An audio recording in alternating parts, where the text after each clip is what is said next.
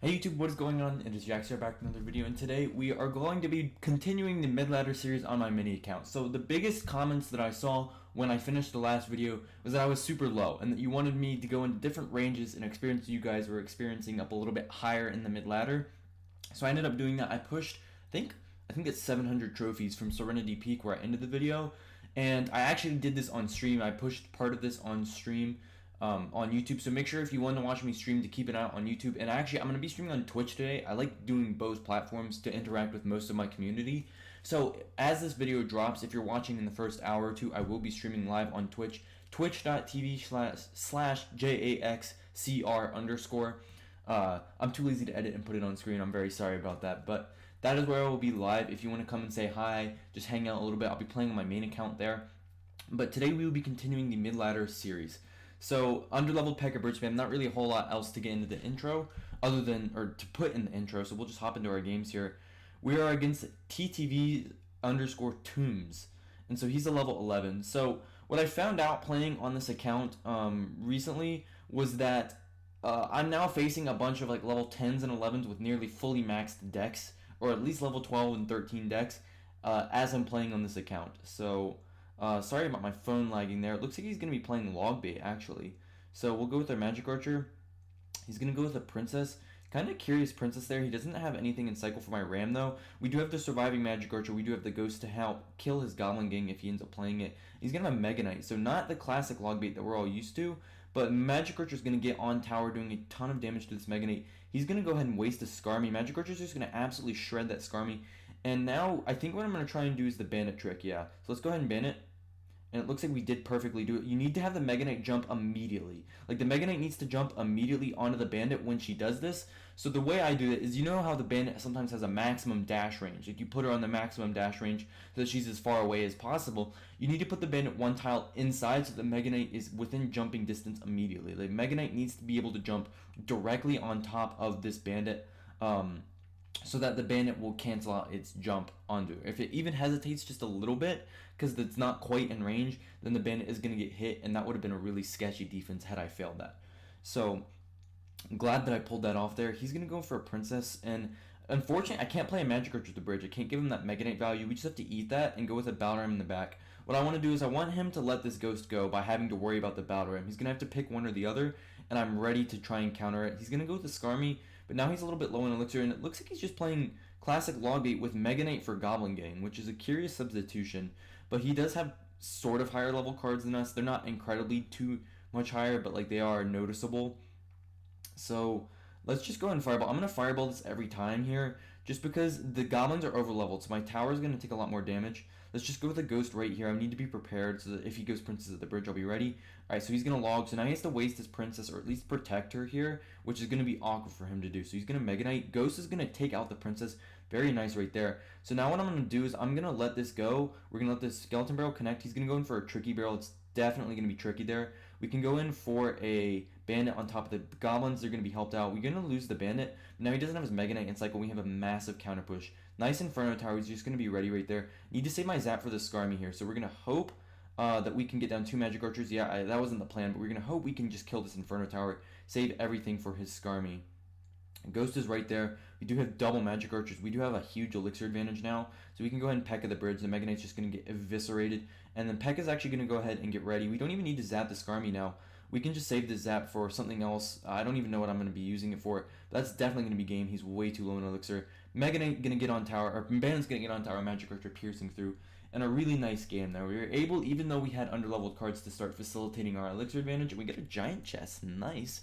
And we were able to go ahead and capitalize on that Elixir advantage, even though he had the higher level cards, just by playing some smart, playing passive. So if you didn't watch the first video in this series, I should have mentioned this in the first game, but you should always learn what your opponent is playing, and this is an even higher level Goblin Barrel from a level 10, so you should always learn what your opponent is playing and be passive until you know you have an Elixir advantage and you know exactly what your opponent is playing.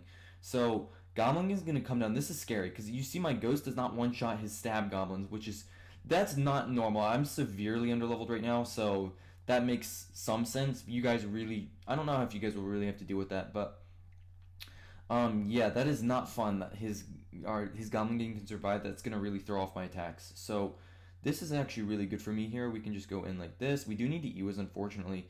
And I just use my best Goblin Barrel counter. So next time he barrels, I'm probably taking damage no matter what. So he's going to go in for a gang. So I think my Magic Archer does two-shot the Goblins no matter what. Yes, it does, that's helpful. It's helpful. I'm glad that I don't have to worry about that kind of busted interaction yet. So he's going to go in. He does not have his gang or his Skarmy, so I'm going to Batter him here. Feel off the waters, not too aggressive, not going to support this really unless he gives me a good opportunity. Now we're going to support it. That's a horrible trade, and he still has to counter the barbs. It's a 4-for-4 trade, but he still has to counter the barbs, so we can go ahead and go in. And there comes the Goblin Barrel all the way at the top. Perfect. Look at all that damage we got right there. Knowing he just had no answers in cycle because we were waiting until we knew his deck, and then we were able to capitalize on it once we had the elixir advantage, and that's going to be towered down right there.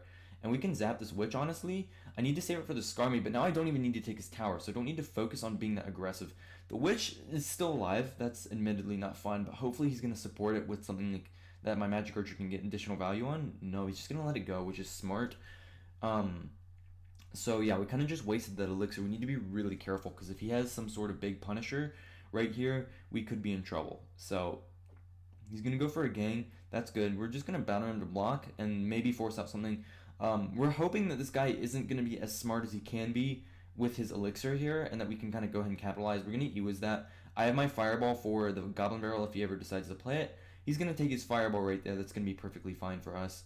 I'm definitely going to Fireball that. Let's go ahead and zap. Get the Bandit on top of her right there. We are ready with that zap, and we're going to get the Witch. She's still not dead. Oh my gosh. Witch, you gotta calm down. Oh, he's got a balloon. Oh my goodness, he's got a balloon. But we can just go Magic Archer Ewas. He's gonna go with a nice gang though. That's gonna be scary. We just can't lose our whole tower here. One hit, I can manage that. Nice. We do end up killing everything. The Ghost. Oh, the interaction is really playing with me. I don't like that. So we can go ahead and Fireball the Goblin Barrel. No games played right here. I don't think he's gonna be able to break through.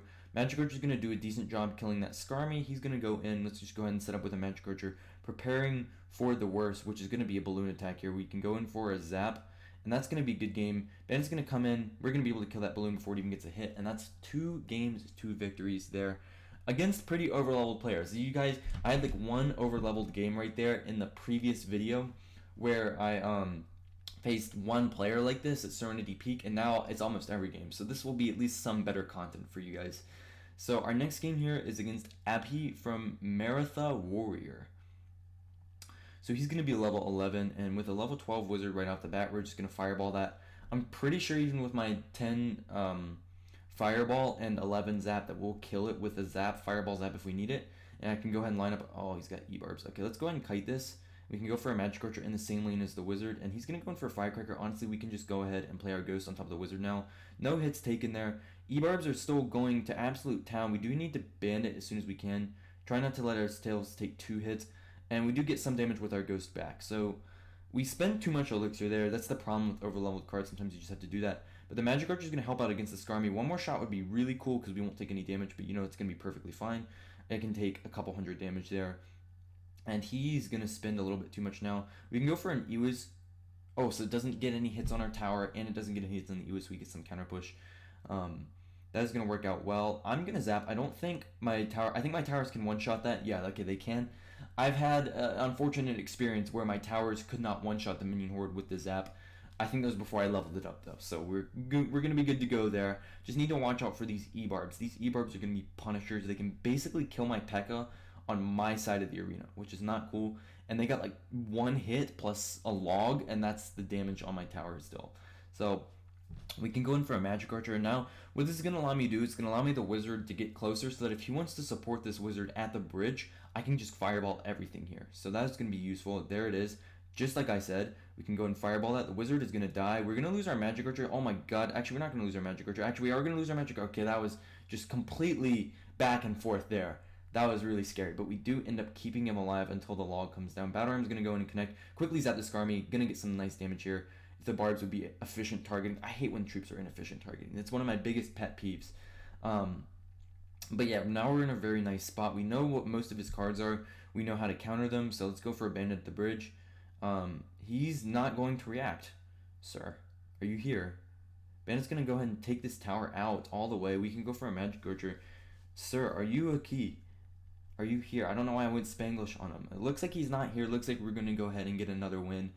I would love to say that I made him give up with my supreme zap prowess or something there, but we'll have to see. I might have just lost connection, which is kind of... Oh, I meant to put that towards his tower. That's fine. He might have just lost connection, though, so we'll take a win however we can get it, though. Gonna go in for an Ewiz here with this. We have much too much for him to counter, even with level 13 E-Barbs. That's gonna be a 3-crown victory. Game 3 in the books. Let's go in for one more. This probably will be a shorter video so I can get it out in time without really having to edit. And yeah, let's go ahead for this final game against Cheesecake. I have a friend named Cheesecake who is a very, very good top ladder Royal Hogs player. If I beat this guy, I'm GG broing my friend, even though it's not him. It's gonna be funny. I'm already prepared. We have to win this game now. We have to win it to get that GG bro, the sacred GG bro, the pinnacle of jokes. And oh my, he's got double spirits. Okay, so we can go for a Magic Archer, and there's some E-Barbs. Okay, calm down, calm down. Goodness gracious. I think that Fire Spirit at my tower, and look at the P.E.K.K.A. almost dead right there. I mean, we did get an even trade because everything was rage, but still, really scary there. Magic Archer should take out the Firecracker. Nice, he's going to live, so I think he'll get 2 shots on tower here unless he dies at the first shot. No, he dies at the second. That's 2 shots. We're still in the damage deficit because of the tower difference, but not actually the end of the world. So let's go ahead and Ghost. We need to get back to our P.E.K.K.A. man, because if he goes to E-Barbs again, we could be in big trouble. So let's go ahead and zap. Huge zap value there. We do need to zap the goblins so that the ghost can one-shot them. That is something that I'm not really expecting to hear. He's going to go in for the double play right there with the spirits. We have to let both of those spirits connect, unfortunately. And the E-Barbs are just going to go to absolute town on the battle rim there. We can go in for a bandit here. I could have played it slightly later so that it didn't take any damage, but it's not horrible. We do end up not taking much damage other than the fire spirit and the heal spirit. But yeah, it could have been much worse. Let's go in for a ghost now that he used his gang. We can go in and zap his bats when he plays them, if he does play them. Ghost is going to get some really valuable damage there. We're going to go ahead and get our King Tower activated here too, hopefully. Let's see if he supports. No, he doesn't. So, oh, let's see. And now he's going to support. So we can activate our King Tower here. And we're also going to go ahead and block with the Battle Ram. And then I do need to Fireball. We do hit both of the E-Barbs now. Now that the E-Wiz can take care of everything, though, we do have our King Tower up, which is going to be so useful in countering these bad boys, especially if I play my P.E.K.K.A. low. So, looking much better than we were. We do have the damage lead. We have our King Tower up. This is about as good as you can be hoping for in this kind of situation. So, let's Magic Archer. We are 1 card off our Battle Ram. We just need to play something. We'll probably cycle our Ghost here if he goes E-Barbs here. And there are the E-Barbs. So, let's P.E.K.K.A. in the middle so we don't take any collateral damage from the Firecracker onto our P.E.K.K.A. E-Barb is going to go. Let's see if our Ghost can finish off this Firecracker. No, but it looks like the Magic Archer should have everything under control. So now, since I have the surviving Magic Archer, I do feel safe going in for some... Oh, no. That's not optimal. Let's go ahead and Fireball.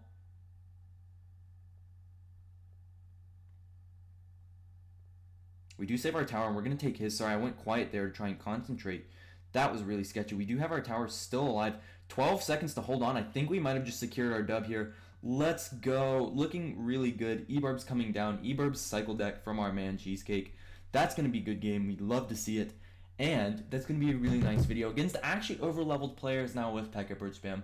Hopefully you guys enjoyed this video. If you do want to come and watch me on Twitch, make sure to stop by. It would be a cool time. I'll be on YouTube again soon for the streams. I know you guys like them here as well. But without any further ado, hope you guys have a great rest of your day. Hope you guys... I already said have a great rest of your... I'm gonna lose in my mind from these overleveled players, but hope you guys have a good day. I'll catch you in the next video. Peace.